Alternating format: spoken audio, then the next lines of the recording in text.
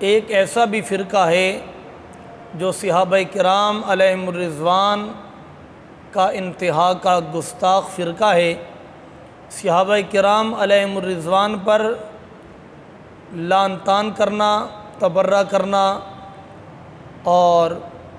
سب و شتم کرنا ان کا عام شیوہ ہے، بلکہ ان کے مذہب میں اگر مطالعہ کیا جائے تو وہ یہاں تک ہے کہ ہر نماز کے بعد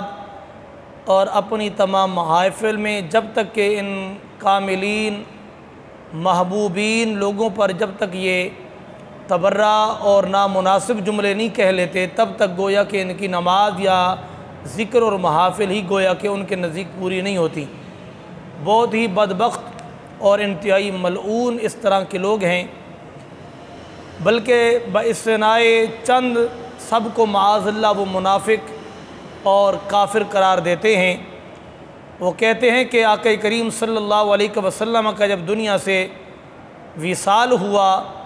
اور آقا کریم کا انتقال ظاہری ہوا تو سب صحابہ کرام معاذ اللہ اسلام سے پھر گئے، مرتد ہو گئے، سوائے چند صحابہ کے، اور وہ 3 لوگوں کا نام لیتے ہیں صحابہ کرام کا، حضرت مقداد بن اسود، حضرت ابو ذر غفاری اور حضرت سلیمان فارسی۔ کہتے ہیں یہ 3 لوگ فقط مسلمان رہے، باقی سارے کے سارے اسلام سے وہ پھر گئے، مرتد ہو گئے۔ اب مجھے بتائیں، یہ تو سیدھا اعتراض صحابہ کرام پر نہیں، بغور اگر آپ اس کو ملاحظہ فرمائیں تو یہ اعتراض رسول اللہ صلی اللہ علیہ وسلم کی ذات پر اعتراض ہے کہ نبی کریم صلی اللہ علیہ وسلم اتنا عرصہ دین کی تبلیغ فرمائی، اللہ کی وحدت کا جام پلایا، تو آقا کریم کی جو محنت ہے وہ کدھر گئی؟ یعنی حضور کی محنت کیا ضائع ہو گئی؟ ایک پیر اور ایک عام مولوی بھی ہو، علامہ ہو، فہامہ ہو، کوئی بھی ہو، اگر وہ اتنا عرصہ محنت کرتا ہے تو کہتے ہیں یہ اس کی محنت کہاں گئی؟ اس کی محنت رنگ لائی تھی۔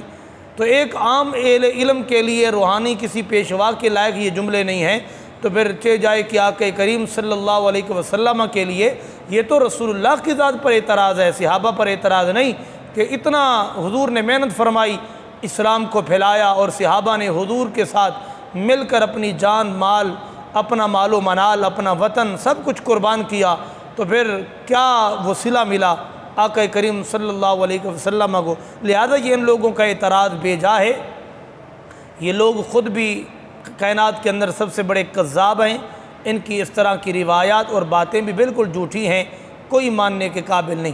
اس لیے اس طرح کہنا کہ صحابہ کرام معاذ اللہ وہ سارے مرتد ہو گئے، یہ ان کے اپنے ارتداد اور مرتد ہونے کا گویا کہ اعلان ہے۔ آقا کریم صلی اللہ علیہ وسلم کے صحابہ کرام اسی طرح ایمان اسلام پر ثابت قدم رہے، حتیٰ کہ سب نے اپنی رائے کے ساتھ اور ظاہری آقا کریم کے فیصلے فرمانے کی کہ اس ذکروں کو دیکھ کر کے آقا کریم نے ظاہری طور پر ہماری نماز کا امام حضرت ابوبکر صدیق کو بنایا، اور یہ دین کا کام ہے، تو جب دین کے مصلح کا امام آقا کریم نے حضرت ابوبکر کو بنایا تو دنیا تو دین کے مقابلے میں ادنا ہے، ہم اپنی دنیا کا امام بھی حضرت ابوبکر صدیق کو بناتے ہیں۔ تو یہ صحابہ کرام تھے تو انہوں نے یہ سارا جو ہے ان کا اجماع ہوا، اور سارا انہوں نے یہ غور و فکر کے بعد یہ آپ کو خلیفہ بنایا۔ تو بارہ اس کے اندر کروڑا حکمتیں ہیں۔ ہمارا یہ عقیدہ ہے کہ آقا کریم صلی اللہ علیہ وسلم کے صحابہ سارے عادلین ہیں، سارے اہل ایمان ہیں، سارے جنت کے وارث ہیں،